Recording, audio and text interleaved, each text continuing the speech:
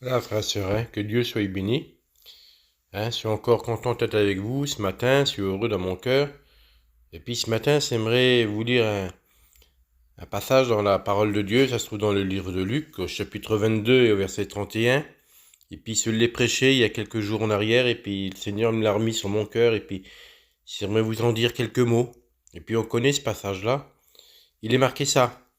Le Seigneur dit à Simon, Simon, Satan vous a réclamé pour vous gribler comme le froment. Mais c'est prier pour toi, afin que ta foi ne défaille point. Et toi, quand tu seras revenu, affermis tes frères. Et puis on connaît ce passage-là, c'est quand Jésus il avertit Simon de son reniement. Et ce que ça a béni de mon cœur, c'est que dans ce passage-là, frères et sœurs, c'est que le Seigneur tira ces paroles-là. Simon, Simon, Satan, vous, ça réclamé. C'est-à-dire, il ne parle pas spécialement à Simon, il parle à tous les chrétiens qui est là, toutes les personnes qui le suivaient. Satan vous a réclamé. Vous a réclamé pour vous gribler comme le froment. C'est-à-dire, c'était pas uniquement que Simon, mais c'était toutes ces personnes, tous les chrétiens, et puis les serviteurs qui étaient là, on va le dire comme ça. On sait que le diable, il veut nous faire du mal, il veut nous mettre à terre. Mais Jésus dira ça. Mais c'est prier pour toi. Simon, c'est prier pour toi, afin que ta foi ne défaille point. Et toi, quand tu seras relevé, Simon, affermis tes frères. Et puis on sait que Simon, c'est un homme qui a annoncé la parole de Dieu. Et puis à ce moment-là, le Seigneur Jésus dit, Simon, Satan vous a réclamé. Il veut tous vous détruire. Mais moi, Simon, c'est prier pour toi, afin que ta foi ne défaille point. Et puis à travers ce passage-là, on se rend compte, frères et sœurs, que Jésus-Christ, le Fils de Dieu, lui qui s'est donné à la croix pour porter les péchés, il prie pour nous individuellement. Il priait pour Simon, mais il priait également pour Jean. Il priait également pour Jacques. On voit qu'à travers ce passage-là, tous les jours, le Seigneur Jésus prie pour nous. Ah, pas pour que l'épreuve soit enlevée, malheureusement, parce qu'on est dans l'épreuve. Bien sûr que le Seigneur est capable de tout faire. Mais le Seigneur, il prie pour nous afin que notre foi qu'on a en lui, que la foi qu'on croit à l'invisible, que la foi qu'on croit aux promesses de Dieu ne t'effaille point. Et puis Jésus dira ça, quand tu seras affermi, quand tu seras revenu, quand tu auras repris du courage, reviens et affermis tes frères, encourage des frères. Encourage-les dans le petit chemin étroit et serré, pour qu'ils puissent être avec moi dans le ciel. Et puis ce matin, je voudrais vous dire, c'est ce que le Seigneur nous demande. On n'a pas besoin d'être serviteur, on n'a pas besoin d'être un grand serviteur ou un grand chrétien. Excusez-moi du mot, voilà, c'est que ça. Mais le Seigneur, il nous demande même qu'on passe à travers l'épreuve, et puis l'épreuve, on en a, hein. On n'est pas exempt des épreuves. On a des épreuves, on a des découragements. On est même peut-être en mission, et puis on a des découragements. On est peut-être en mission, puis on a des épreuves, des mauvaises nouvelles. Et le Seigneur, aujourd'hui, il prie pour nous, afin que notre foi tienne bon, afin que notre foi nous permette de nous relever, et puis d'aller encourager nos frères et sœurs qui sont à côté de nous, qui sont abattus, qui sont encore plus faibles que nous, afin qu'eux aussi se lèvent, et puis qu'ils s'aillent encourager. Parce que tout se fait par la puissance du Saint-Esprit, tout se fait par la volonté de Dieu. On sait qu'à travers ce passage-là, Jésus-Christ, le Fils de Dieu, lui qui a porté le péché, lui qui a tout accompli, lui qui a tout payé, lui qui nous rend triomphants. Il nous rend triomphants du monde parce qu'il a triomphé du monde. Et il nous fait participer à sa victoire. Il nous fait participer qu'il a écrasé la tête du serpent. Parce que dans le livre de 1 Jean 5,5, qui a triomphé du monde, si ce n'est que celui qui croit que Jésus-Christ est le Fils de Dieu? On le croit, nous, alors on sait qu'on a triomphé du monde, à travers sa grâce, à travers sa puissance, à travers son amour. On sait que le Satan ne peut plus rien faire contre nous. Contre un chrétien, il n'a aucun pouvoir, aucune autorité. Il peut seulement essayer de mettre des pensées. Mais Satan essaie de nous gripper comme le froment, de nous mettre à terre, de nous détruire par tes pensées, par tes situations. Il essaie de nous faire montrer ça comme tes montagnes et qu'on sera perdu, qu'on n'arrivera jamais, jamais, jamais à la franchir, jamais à monter en haut de la montagne, à passer par-dessus. Satan, il essaie, c'est ça qu'il essaye de faire, de nous détruire, de nous mettre à genoux à terre. Mais la Bible nous dit que si on a un peu de foi, comme une petite graine, on pourra dire à cette montagne, montagne, lève-toi, jette-toi dans la mer. Cette montagne le fera parce que Dieu est avec nous. La Bible nous dit que le Père, le Fils et le Saint-Esprit habitent vos cœurs. Il n'y a rien qui est impossible. À Dieu, tout est possible. Alors Dieu nous demande ce matin de nous relever parce qu'il a prié pour nous. Jésus dira ces paroles-là, Père, Père, je prie pour eux, pas pour que tu les ôtes du monde, mais pour que tu les préserves. Je prie pour eux pour que tu les gardes. Je prie pour eux pour que le Saint-Esprit puisse les conduire dans toute la vérité, malgré des situations qu'ils ne comprennent pas toujours. Mais je prie pour eux, afin qu'ils soient avec nous dans le ciel. Voilà le désir de Dieu, voilà le désir de Jésus. Puis on le sait, on est chrétien, on est chrétienne, on le sait ça. Mais je vous les rappelle que le désir de Dieu, c'est qu'on soit avec lui dans le ciel. On passe des moments de difficulté, des moments de problèmes dans le monde. Puis vous savez, avec les petits réseaux, là, on a des nouvelles de tout le monde. De tout le monde. On a des requêtes de prière en vérité, je fais pas dire par centaines, mais on en reçoit facilement 5, 6, 10 tous les jours de requêtes de prière. Et puis, je vous le dis en vérité, des fois, ça m'attriste. Des fois, ça m'attriste parce qu'on reçoit que des mauvaises nouvelles. Si Seigneur, il n'y a que des mauvaises nouvelles alors. Alors, on voit pas de bonnes nouvelles, on n'écoute pas de bonnes nouvelles. On n'écoute que des mauvaises nouvelles. Tes petits bébés qui sont malades, tes personnes qui se sont opérées, tes foyers, tes couples que ça va pas dans leur foyer. On n'écoute que ça alors. Mais le Seigneur me rappelle aussi qu'on est à la fin de toutes choses, frères et sœurs, à la fin des temps. Jésus va bientôt nous revenir nous chercher. Et puis l'ennemi, il essaye, lui, de nous détruire par n'importe quel moyen. Il se sert de n'importe quelle situation. Mais Dieu te dit ce matin, il prie pour toi. T'es peut-être à l'hôpital. T'es peut-être accablé, t'as peut-être plus de force. Et puis il n'y a personne de ta famille qui peut faire quelque chose pour toi. Et puis c'est une vérité. À travers certaines situations, il n'y a personne de notre famille qui peut faire quelque chose pour nous. On pourrait avoir tous les sous du monde, tout l'argent du monde, on ne peut rien faire.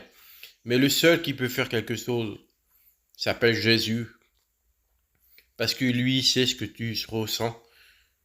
Il connaît par où tu passes, il connaît ce que ça fait dans les cœurs. Parce que n'oublions pas, frères et sœurs, n'oublions pas que Jésus connaît. Il a été tenté. Il a pleuré, il a eu de la tristesse. Il connaît les émotions. Il connaît les épreuves de la vie.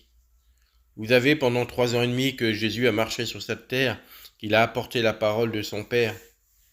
Excusez-moi du mot, ce que je veux dire, hein. Mais le diable, il était là et puis croyez-moi, il l'a pas laissé tranquille, il l'a pas loupé. Il a toujours venu pour le persécuter. Parce qu'on voit ce qui est marqué dans la Bible, on le sait, mais les 3 ans et demi de ministère de Jésus n'est pas marqué complètement dans la Bible. Vous avez bien compris. Il y a des choses que le diable a essayé de venir vers Jésus. Il a essayé de mettre le Fils de Dieu à terre, le diable, hein. Lui, il voulait pas qu'il apporte la parole de son Père. Il voulait pas qu'il bénisse, qu'il guérisse les personnes qui venaient vers lui. Alors par tous les moyens, certainement que tous les jours, le diable venait, puis il essayait de le tenter. Mais on sait qu'à la croix, il a monté, et puis il a eu la victoire. À la croix, et que le diable croyait le faire taire, le croyait qu'il avait gagné, le diable, lui. Mes frères et sœurs, à la croix, il s'est fait écraser. C'est pas moi qui le dis, c'est la parole. Alors ne crois pas est-ce que tu crois pas que le Seigneur est pas capable de venir vers toi et puis de rétablir toute situation? Tu crois qu'il n'est pas capable de venir vers toi et de mettre de la paix dans un cœur? De dire, ne t'inquiète pas, je suis avec toi, ça va aller. Je vais te donner les forces. Je vais te donner les forces pour que tu traverses cette épreuve. Écoutez, je vous dis avec mon cœur, et puis je veux faire de peine à personne, et puis je veux mettre en colère personne.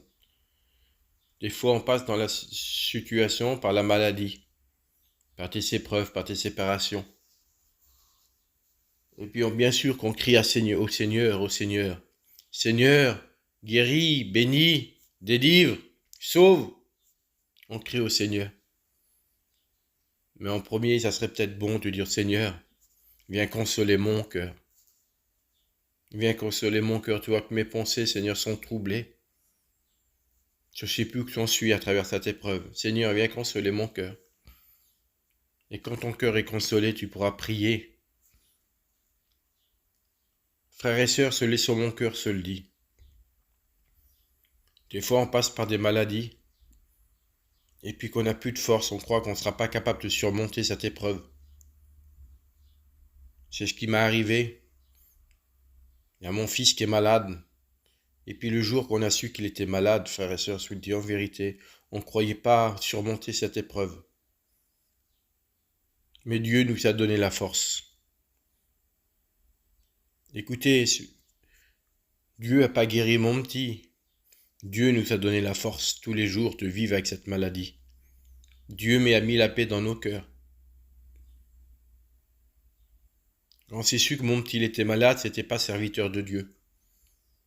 C'était simple chrétien. Et puis c'était une épreuve, c'est bien sûr que ça avait eu l'appel de Dieu dans mon cœur. Et puis je sais que c'est une épreuve qui était venue et puis le diable il s'en servait.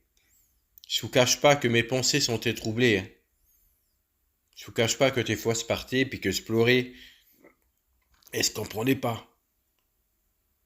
Mais jusqu'à un point, si Seigneur, je te fais confiance. Je mets tout entre tes mains, Seigneur Jésus, mais fais quelque chose. Pour mon petit, fais quelque chose pour moi. À l'heure que je vous parle maintenant, mon petit est toujours malade. Il est toujours malade et puis on se sait qu'il a la maladie qu'il a, mon petit, c'est la sclérose-en-plâtre. Puis je sais que c'est, pour celui-là qui la connaît, je sais comment que ça peut finir pour mon petit. Je me voile pas la face, c'est une vérité. Je sais que mon petit, il peut devenir paralysé, il peut devenir un légume. À tout moment, il peut avoir un handicap. Mais écoutez, je bénis le nom de Dieu parce que Dieu nous donne la force tous les jours d'être heureux avec lui. Je ne saurais pas vous l'expliquer. Malgré cette épreuve, c'est monté aux études. Et on a fait ce qu'il fallait pour que je puisse le servir. Et puis là, je prêche sa parole. Des fois, Dieu bénit pas, Dieu guérit pas. Dieu guérit pas comme on demande. Mais Dieu donne de la force. Mais tu vas me dire comment que ça se fait alors qu'il guérit pas quand on lui demande. Écoutez, Dieu fait ce qu'il veut. Dieu ne veut pas le malheur de ses enfants. Mais Dieu aussi se sert des situations pour que les âmes se donnent à lui. Le désir de Dieu, c'est pas qu'on ait une belle vie sur la terre. Excusez-moi de parler comme ça. Mais le désir de Dieu, c'est qu'on soit avec lui dans le ciel pour l'éternité, en éternité. La véritable vie pour Dieu, c'est qu'on soit dans le ciel, c'est pas la vie sur la terre. Alors c'est vrai que le diable nous a réclamé pour nous gribler comme le froment.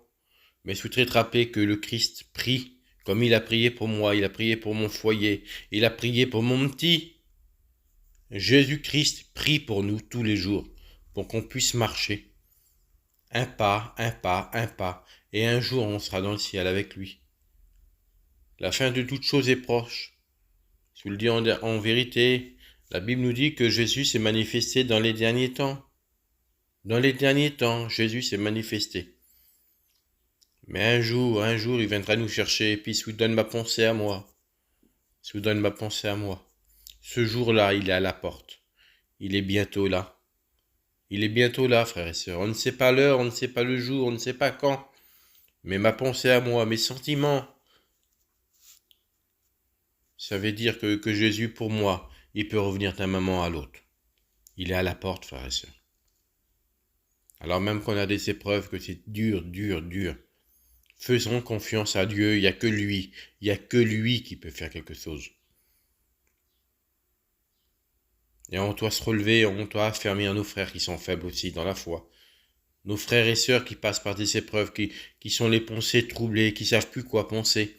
Ils savent plus comment agir parce que le diable il vient, et puis il vient dans le secret, le diable. Hein, et puis il met des pensées, et il fait ça, et il dit ça. Et puis bien souvent, des fois, excusez-moi, à travers l'épreuve, à travers la peine, à travers la tristesse, on arrive à croire, même qu'on sait que c'est un menteur, le diable. C'est un menteur, c'est le père du mensonge. Mais on arrive à croire à ce qu'il nous fait penser. On arrive à croire à la parole du diable. Frères et sœurs, soyons là pour nos frères et sœurs qui passent dans les problèmes, les difficultés. Parce que nous, on en a passé des problèmes comme ça. On sait comment que ça fait. Alors soyons un soutien, prions ensemble. Satan, c'est vrai qu'il nous a réclamé pour nous gribler et pour nous mettre à terre. Mais le Christ l'a vaincu à la croix et le Christ prie pour nous. Le Christ prie pour nous, frères et sœurs. Faisons-lui confiance. Parce qu'un jour, on sera ensemble dans le ciel de gloire. La Bible nous dit qu'il n'y aura plus de pleurs, plus de grincement de temps, plus de peine, plus de malheur. Pour l'éternité en éternité, on sera dans sa lumière à lui, dans sa grâce.